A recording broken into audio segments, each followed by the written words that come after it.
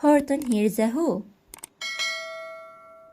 On the 15th of May, in the jungle of Nool, in the heat of the day, in the cool of the pool, he was splashing, enjoying the jungle's great joys, when Horton the elephant heard a small noise.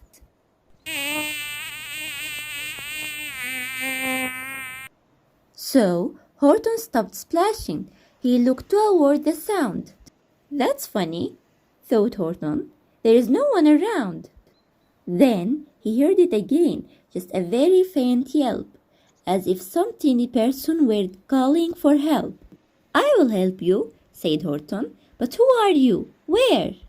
He looked and he looked. He could see nothing there but a small speck of dust blowing past through the air.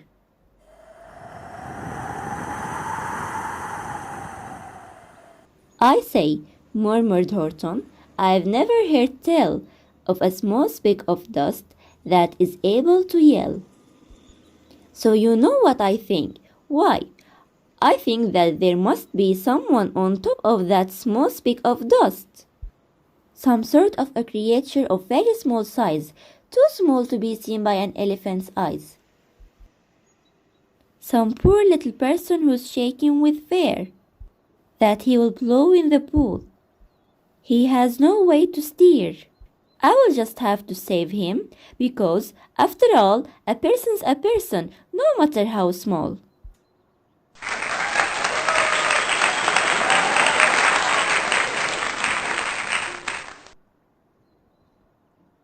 So gently and using the greatest of care, the elephant stretched his great trunk through the air. And he lifted the dust speck and carried it over and placed it down safe on a very soft clover. Humph! hummed a voice.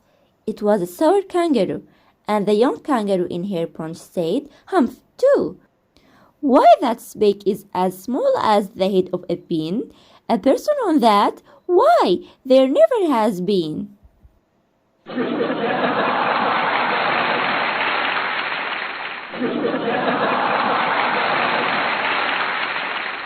Believe me, said Horton, I tell you sincerely. My ears are quite keen, and I heard him quite clearly. I know there is a person down there, and what's more, quite likely there is 2, even 3, even 4. Quite likely a family, for all that we know. A family with children just starting to grow. So please, Horton said, as a favor to me, try not to disturb them, just please let them be. I think you are a fool, laughed the sour kangaroo, and the young kangaroo in Hair Punch said, Me too. You are the biggest blame fool in the jungle of Nool, and the kangaroos plunged in the cool of the pool. What trouble splashing? The elephant frowned.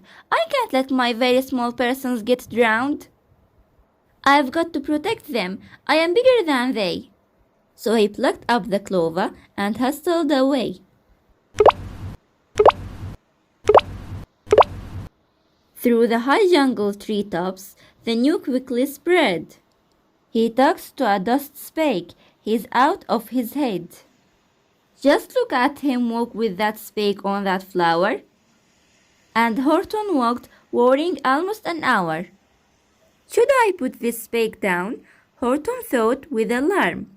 If I do, these small persons may come to great harm. I can't put it down, and I won't. After all, a person's a person, no matter how small. Then Horton stopped walking. The speck voice was talking.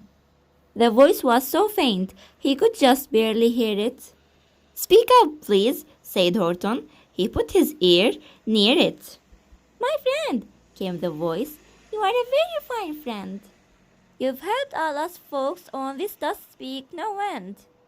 You've saved all our houses, our ceilings and floors. You've saved all our grocery stores. Huh?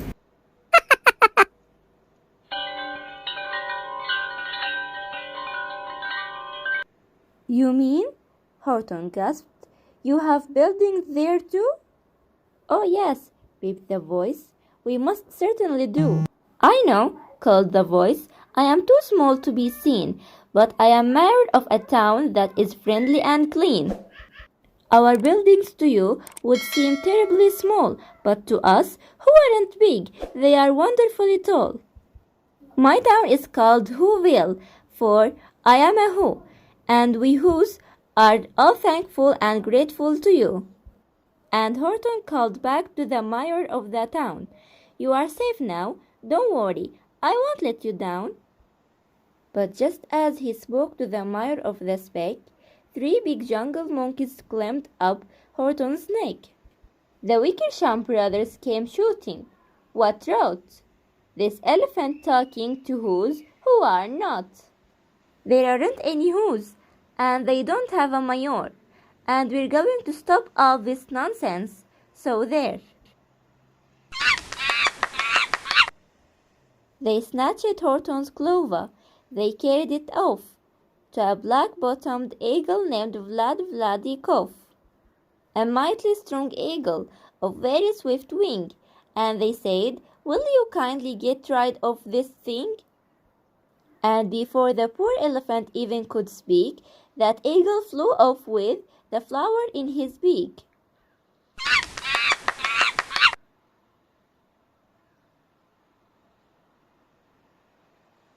All that late afternoon and far into the night, the black-bottomed bird flapped his wings in fast night, while Horton chased after with groans over stones that tittered his toenails and battered his bones, and begged, Please don't harm all my little folks, who have as much right to live as us bigger folks do.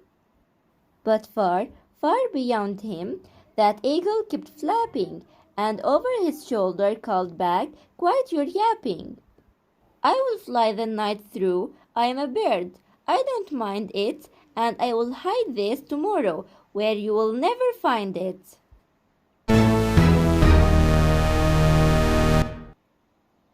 And at 6:56 the next morning he did it. It sure was a terrible place that he hid it. He let that small clover drop somewhere inside of a great patch of clovers 100 miles wide. Find that, sneered the bird, but I think you will fail. And he left with a flip of his back-bottomed tail. I will find it, cried Horton. I will find it or bust. I shall find my friends on my small speck of dust. And clover by clover by clover with care, he picked up and searched them and called, Are you there? But clover by clover by clover he found that the one that he sought for was just not around. And by noon poor old Horton, more dead than alive, had picked, searched, and plied up 9,005.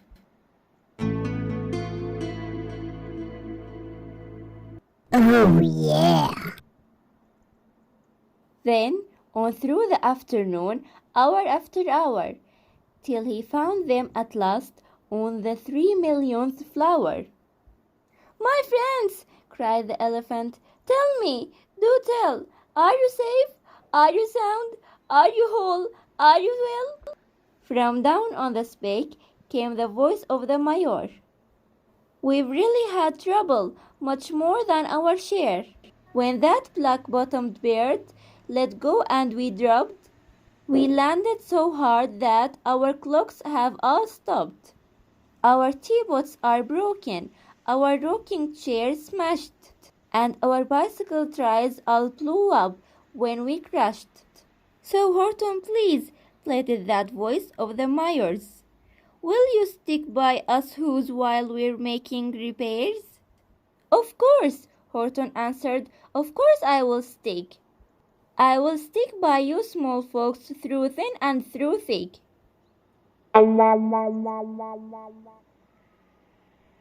Humph, hummed the voice.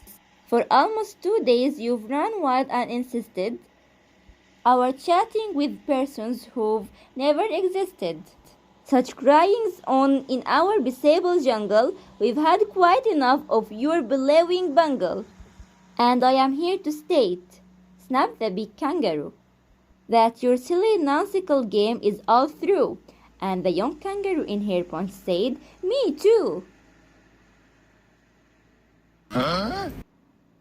With the help of the Wickersham brothers and dozens of Wickersham uncles and Wickersham cousins and Wickersham in-laws whose help I've engaged, you're going to be robbed and you're going to be gauged. And as for your dust bake, that we shall boil in a hot steaming kettle of hazelnut oil. "Boil it?" gasped Horton. "Oh, that you can't do. It's all full of persons. They'll prove it to you."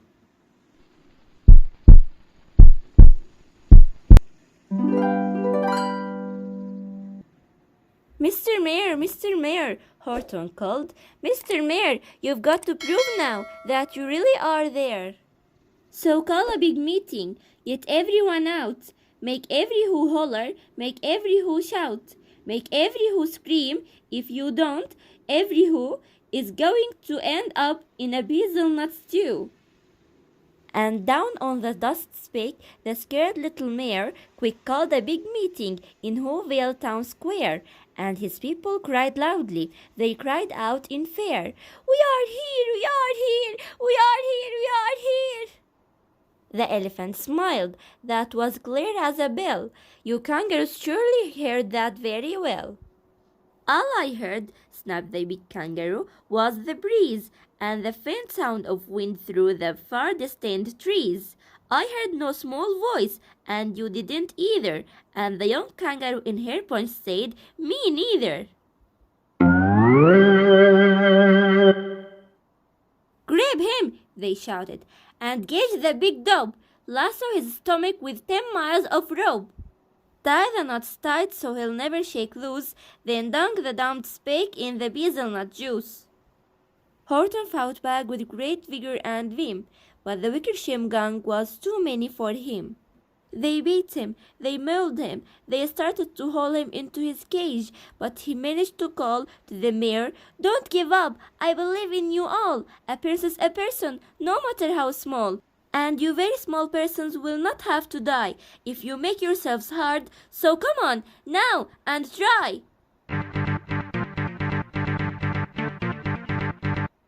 The mayor grabbed a tom-tom. He started to smake it, and all over Whoville they whooped up a racket. They rattled tin kettles, they beat on brass pans, on garbage pail tops, and old grandberry cans. They blew on bazookas and blasted great toots, on clarinets, on pass and boom puffs and flutes.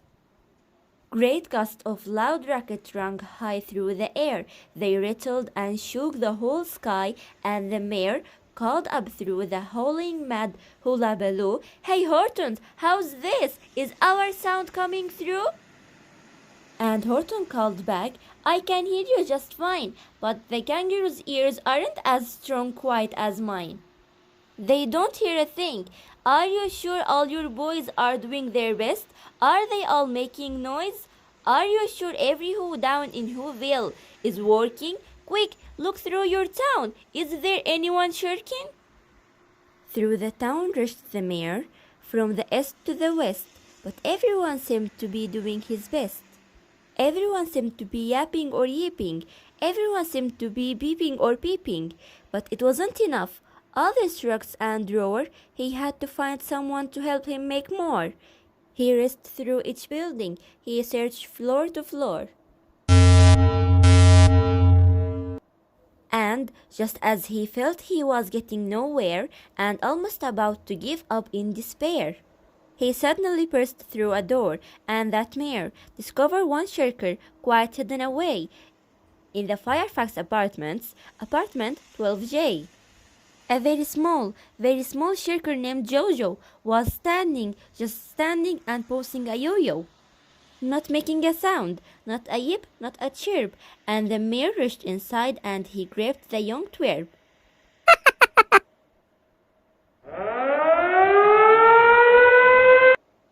And he climbed with lads up the Everbrick Tower. "This," cried the mayor, "is your town's darkest hour. The time for all who have blood that's red to come to the aid of their country," he said. We've got to make noises in greater amounts. So open your mouth, lad, for every voice counts. Thus he spoke as he climbed. When they got to the top, the lad cleared his throat and he shouted out, "Yup!" And that yup, that one small extra yup put it over. Finally, at last, from that spake on that clover. Their voices were bared. They rang out clear and clean, and the elephant smiled. Do you see what I mean? They've proved they are persons, no matter how small, and their whole world was saved by the smallest of all.